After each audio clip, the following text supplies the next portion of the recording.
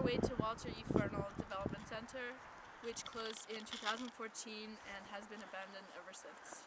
It's the oldest institution of its kind in the Western Hemisphere, and it was built in Waltham in 1888, meant to serve patients with developmental disabilities. Instead, it has a much darker story.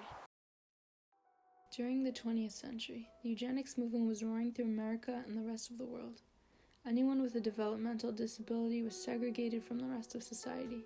Similarly, orphans under state care and children from poor and broken homes were sequestered away into Fernald and other institutions. Powerful financial incentive pushed anyone with a below-average IQ into these so-called schools, even going so far as to medically categorize them as morons. Some of these children, who were not disabled at all, were used as free labor to cope with the lack of state funding to hire staff.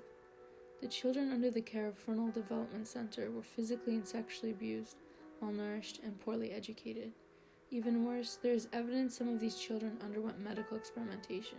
Kids who joined the science club were fed radioactive isotopes in their oatmeal without their knowledge. According to Fred Boyce, a resident committed by the state in 1949, as many as 36 children were put together to sleep in each dorm room.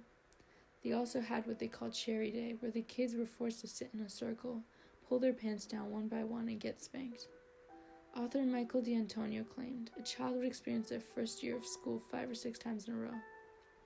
Tired of abuse, the children would often run away, only to be dragged back, stripped naked, and tossed into Ward 22 with only a mattress on the floor and bars on the window for company. As eugenics faded from political favor, Fernald began to release their patients. Unfortunately, as untrained and inexperienced as they were, the victims had very few real employment options. Much later, after finally discovering they had been used as medical experiments without their consent, a few of the men successfully sued. However, they would never receive any apology or true recognition for what they endured.